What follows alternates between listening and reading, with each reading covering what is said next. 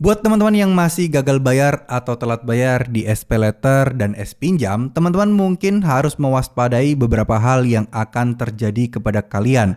Maksudnya bagaimana? Bukan hal yang buruk-buruk ya, tapi setidaknya ini bisa memperkuat mental kalian dan persiapkan diri kalian ketika menghadapi penagihan-penagihan yang dilakukan SPayLater dan juga SPinjam. Ini tidak melulu soal DC bakal datang atau enggak ya, tapi lebih kepada yang mungkin menghadapi bagaimana respon WA, telepon, SMS, dan penagihan-penagihan yang lainnya.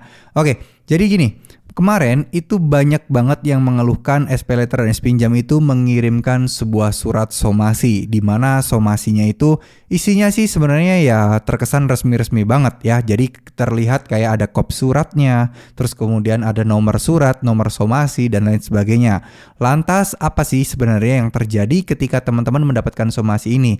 Biasanya somasi tersebut paling cepat didapatkan itu menggunakan WA, email, ataupun dikirimin foto biasa lah ya, sebuah surat difoto dan diberikan kepada kalian melalui sebuah WA. Ngomong-ngomong soal sah dan tidaknya, itu bukanlah hal yang penting. Kita tahu lah ya, somasi itu kan diberikan untuk peringatan keras, peringatan terakhir kalian agar teman-teman bisa segera membayar hutang kalian. Tapi jangan disalahartikan seakan-akan somasi itu membuat kalian akan berurusan dengan jalur hukum dan juga akan berurusan dengan polisi. Nggak kayak gitu ya. Somasi adalah peringatan keras yang memang kalau tidak digubris akan berlanjut ke yang taraf yang lebih tinggi lagi, yaitu gugatan di pengadilan atau secara perdata.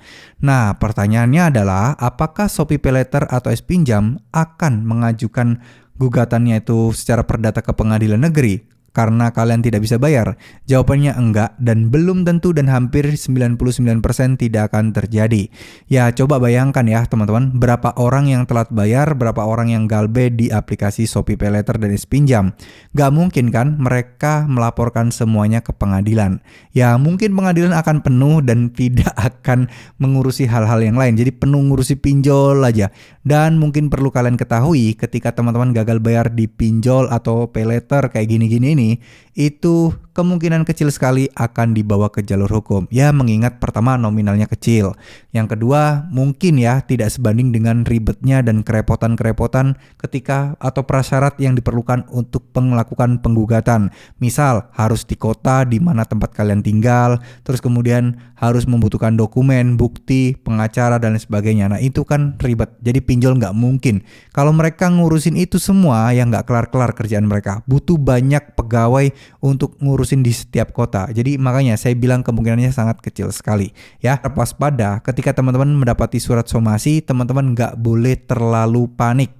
Nggak boleh terlalu takut, dan juga teman-teman nggak boleh berpikiran yang terlalu jauh karena resikonya tidak seberat yang kalian temui ya. Nanti kalau kalian sudah mengalaminya, pasti kalian akan berpikir, walah gini doang, oh gini doang.